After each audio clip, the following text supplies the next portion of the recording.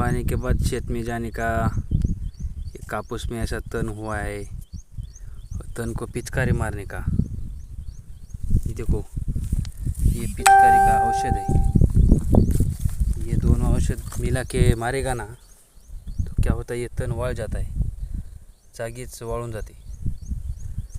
ये तन, ये कापूस में तन है, ये औषध मार्या तो जागीच 2 दिवस में वाळून खतम याचं काम।